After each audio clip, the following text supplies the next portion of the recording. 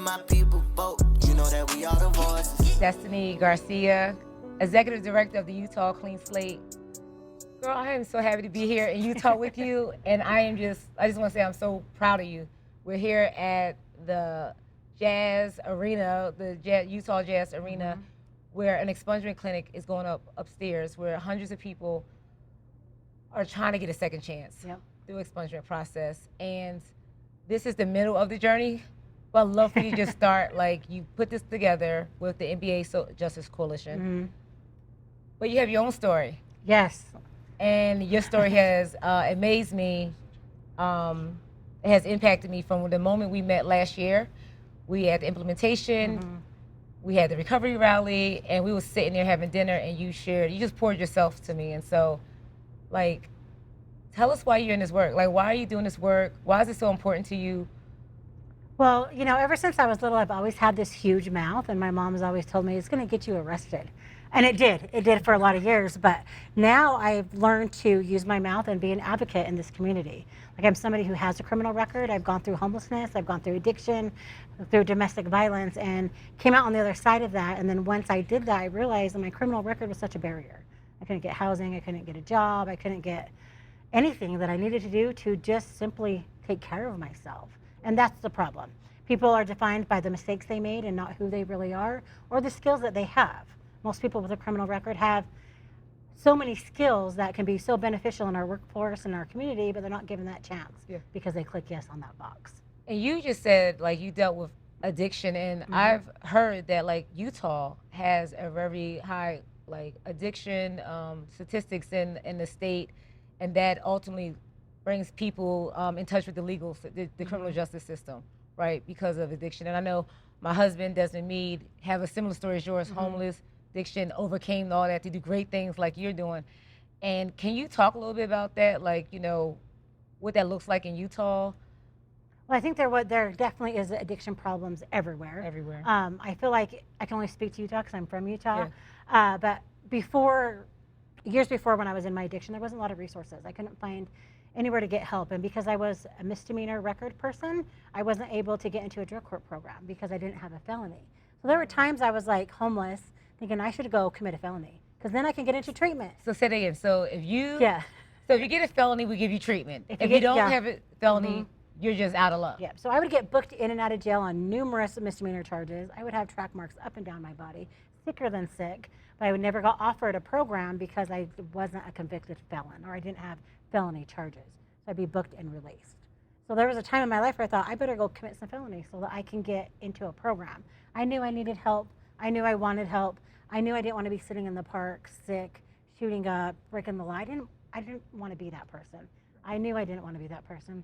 I knew my kids needed me, but I didn't know how to get out of it other than committing a felony maybe to get the free treatment that I so needed and deserved. Yeah. And it's so important to have these resources for people who want that opportunity to get their life together. And let me tell you, upstairs, there's like, I can't even count how many people are upstairs at the Resource Center and community partners that are up there that y'all brought together because your experience and your own lived experience, you know that people need more than just maybe getting their record clear, but they also need access to resources and someone that can help them. Yeah, so getting your record cleared is one of the first steps.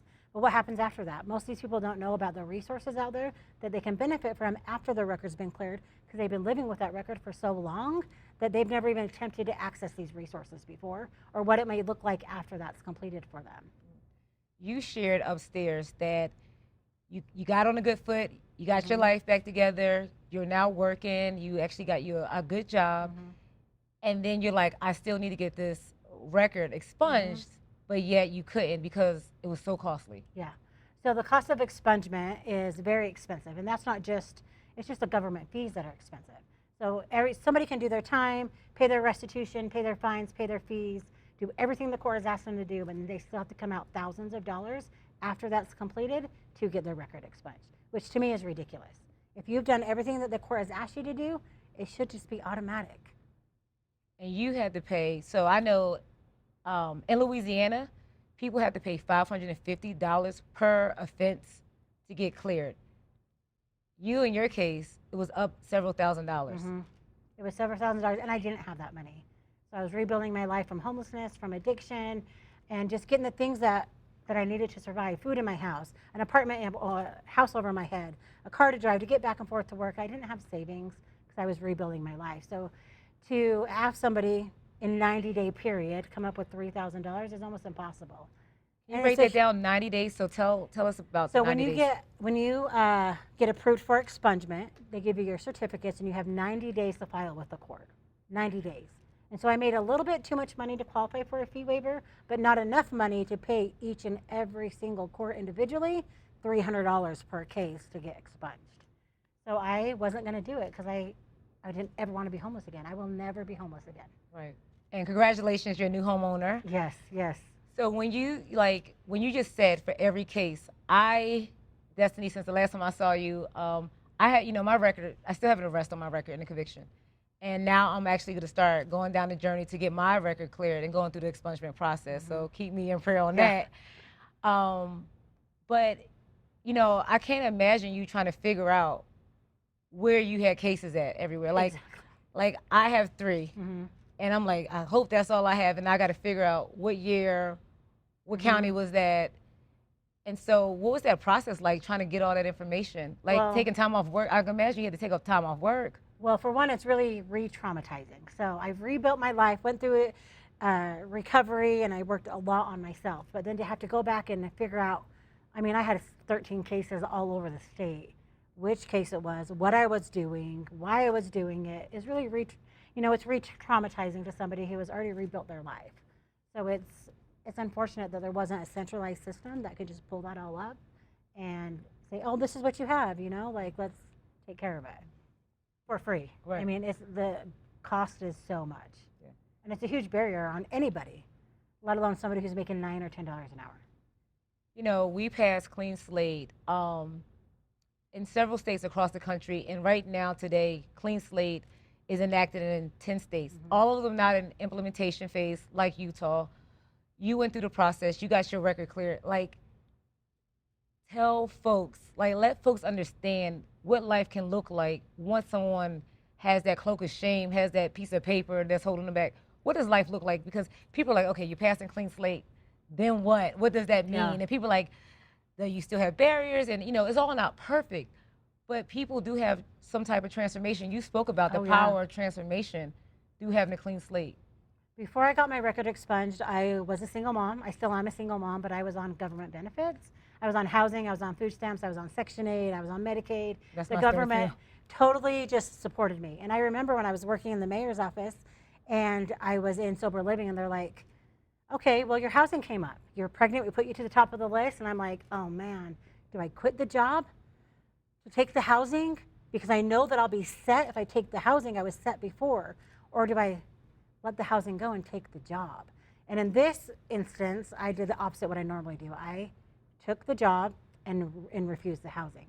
And because of that, all these other doors of opportunity opened, and I was able to get my record expunged. But before then, I couldn't get a job. I couldn't get an apartment. My adult son had to sign for me to get into an apartment. I couldn't support myself. I couldn't do any of those things until I got my record expunged. And now I'm on no government benefits. I'm a homeowner. My relationships with my family is great. I give back to the community. I donate to charities, and now I get to run this nonprofit that's helping people change their life just like I was able to change my own. Yes, that's beautiful. And how many people are going to be impacted by the Utah law passing? Oh, over 500,000 people. But the problem is that there's no direct notification requirements. So that's why we created Clean Slate Utah, was to get loud in the community, let people know about the law so that they know that they're going to benefit from it, because the government is not going to let anybody know. So basically, notifications mean people are now automatically notified that, hey, your record may be clear, or you have a pathway to get your record cleared. And they're still clicking yes on those boxes when actually it's no. That's stopping them from the resources that they can Wow. So they no longer should have to click that. Yeah. But they don't know it. They don't know, but they don't know that they're going to benefit from this. So we're getting as loud as we can with this big mouth of mine. Yeah. And trying to let everybody know about it, and then help them determine if they qualify. I think before there was never a clear path to expungement. People talked about expungement. There wasn't a path. Nobody knew how to access it. Nobody knew what it looked like until now. Now there's a path we can help people figure out, and more people are like, whoa, this is really a thing. This can really happen. Utah has been the model, and Noella, who has done a great job as the founder of Clean Slate, leading this issue, second state in the country to lead. You have such bipartisan support, like the local electeds are really care about this. I remember when Amy shared her story in last year, the governor was shedding the tears, and to see them behind y'all is just beautiful. As we close, like, what would you say to those other states who are like on the fence? Like, can we do this in our state? What would you say to those elected officials? And then also, what do you want to leave with directly impacted people who are like, I need a pathway to get my record cleared? Well, first and foremost, I would tell people that everybody makes mistakes and everybody deserves a chance. Like, you should not be denying food and resources and housing and things from people who have just made a mistake. We are not the mistakes we've made. We are what we have done to overcome them. And then I think for people in recovery, like, it's possible. I never thought I would live the life I live today. I just kept making the next right decision that led me down to where I'm at today. I didn't just wake up in recovery and be like, oh, I'm going to be this. Like, it took a lot of hard work. I had a lot of setbacks. It was hard, but it's doable. You just got to keep on trucking. Right. I want to ask you this. Now that you don't have that pressure, that stress of dealing with, am I defined by my record all the time? What are you doing in your fun time? Helping people clear their records. I love this stuff. So even before I was in this role, I was a community advocate. I was advocating all over the state about issues like this. So when this job came up, I was like, oh, it's perfect for me. It's what I've already been doing. So I think what I do in my free time is with my family, and then also like asking them if you have people with records. Everybody knows somebody who has a record. So at every function I go to, whether it's a family barbecue or whatever, I'm talking about the Clean Slate law, I'm talking about Utah and what we're doing, and educating people, because a lot of people don't know about it. Yeah. Well, you inspire so many. I know that I'm going to share your video wide Thank you. into all of our platforms, because it really touched, and it's just powerful. And so I thank you for taking time with us on Our Voice podcast. I'm taking over from my husband at FRC, and I was like, some cool people in Utah, and so just appreciate the work that you're doing, Destiny. Thank you. Congratulations. Thank you. Let my people